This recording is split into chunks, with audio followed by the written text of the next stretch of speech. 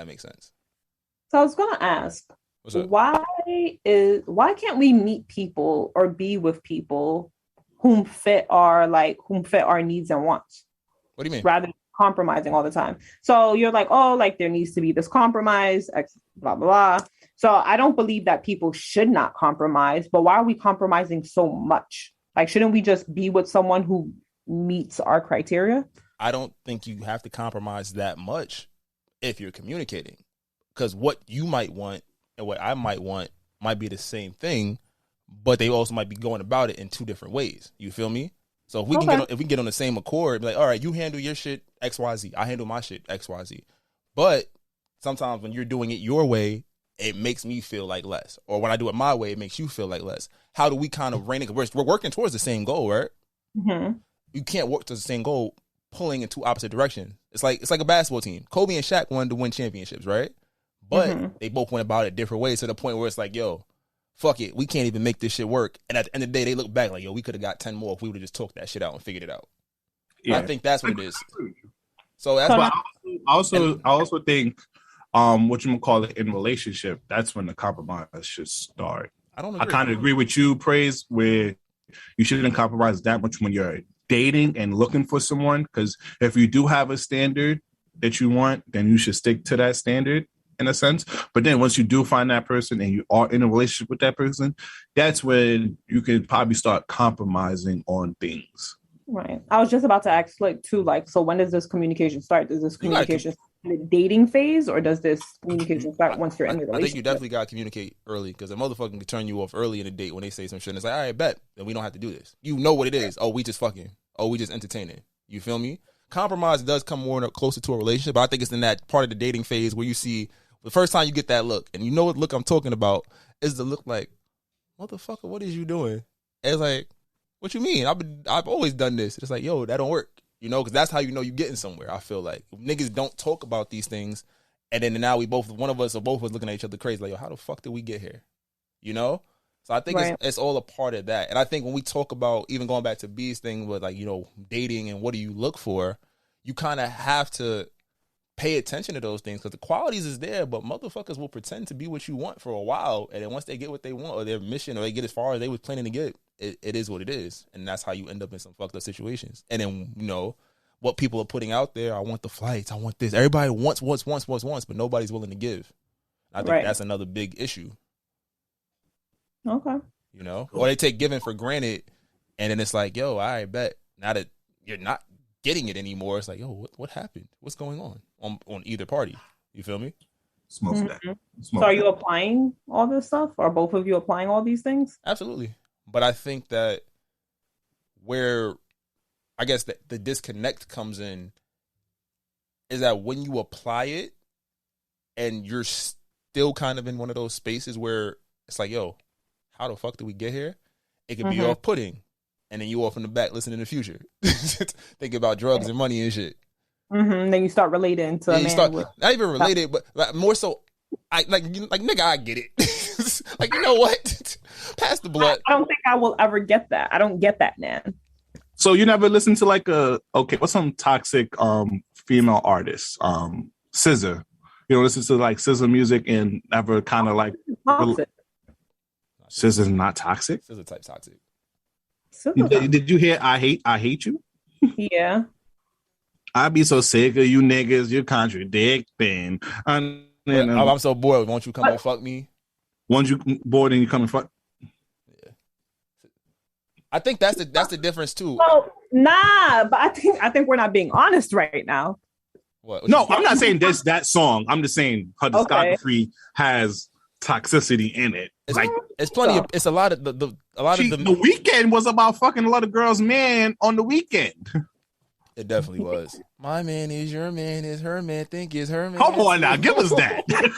Okay, I got the weekend. Summer be tweaking. Summer Walker, Summer was tweaking. Janae Eiko. Janae She went and got Bloods and Crip on Big Sean. So Oh, you never called me? My big homie's coming to fuck you up. She made a whole song dissing the nigga and had him on the track.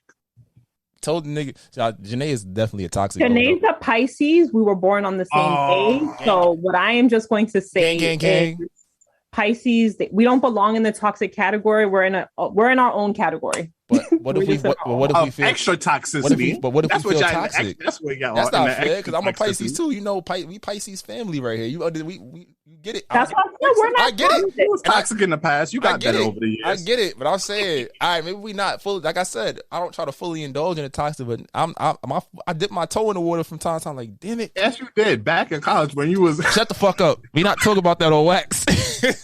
I want to hear these college stories. I'll tell them after the podcast. Our Patreon. We subscribe to our Patreon and we'll talk about it. But yeah, you was definitely wild. I was hurt. I was like, oh wow. I was hurt. Shut up. I was hurt. Relax. How were you hurt? I was hurt. Got done dirty a couple times. You understand me? So the college. You hurt in college? How you hurt in college? Nigga, we will talk on the side. Praise him. Yes, we will talk. I'm sorry. Yeah, you trying to go there? How you was hurt in college? That's supposed to be the time of your life. Oh, the run I went on? That was LeBron James in the Eastern. Never mind. I'm sorry. D-Wade. Remember, I was D-Wade that one night. Backward. Bong. Still made it to graduation. But all right, never mind. That's neither here nor there. That was good times. It was great times. That was good times. It was the best. Hey, praise. Welcome to the TSA. We still gonna be toxic. I'm about to say, am I proud of it? No, but I had the time of my life when I did it. I want a nickname. Can I get a nickname? I thought this was your name. What you want to be? No, because you're slick. He's Sasson. What you want? Somebody else. That means if you get a nickname, that means you gotta come back because you're reading us, and I know people they gonna fuck you up. B. They're gonna love this, especially about me, because even though I believe I'm not toxic, I just kind of just advocate for fairness and balance. You got to come up with a nickname for Praise so she can be with us. She's down. She's down with the game. Praise, can I ask you a question before we even get to even more? I mean, we might have to do another extra Zoom because this is kind of fun. But what do you think about Kevin Samuels? What was your thoughts? We talked about him opening the episode, just kind of like him opening a discourse that, it got clickbaited into being portrayed as one way versus all right, his overall message that came out after the fact of like the hype rolling over. Like, what do you think? He hated Black women. You think so? I believe so. Why do you think that? Because one, the way that he spoke to us was very rude, very put downish, very negative. And his beauty standards were very Eurocentric. The way that he described women should be was European beauty standards. And there was no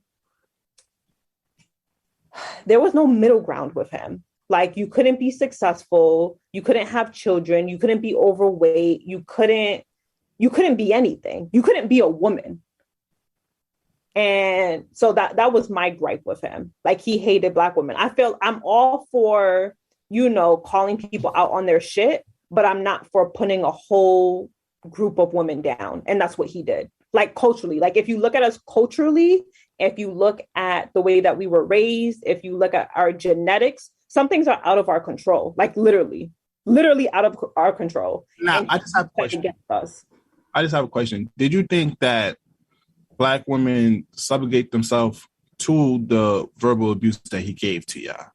So, as a psychologist, right, looking at the women who did go on his show, if you pay attention, all of the educated women who, could voice their opinions. And when I say educated, I don't mean women who have degrees. I'm just saying a woman who could express themselves verbally, who had a high verbal intelligence. Those women he would hang up on. He would not let them get their point across. So he might have been scared of them. Right. So, and the women who could not get their point across, the women who, stuttered, the women who stumbled over their words, the women who were looking for affirmation, the women who were actually looking for advice from him. Like, I want a man in my life. You're a relationship coach. I'm really asking for your advice. Those are the women that he kept on his show. And those are the women that he would embarrass. And that was my other gripe with him. He knows he's intelligent. He knows that he has this high verbal knowledge, his high verbal IQ, and he would take advantage of women who didn't have that same knowledge and high verbal IQ. Okay. Do you feel like he gave it to men the same, or like he would shit on men, or were men not even like in his, I guess, his line? I never saw him really talking to men. And then the men. So go ahead. So like even like Dr. Umar Johnson, Oh, that nigga there.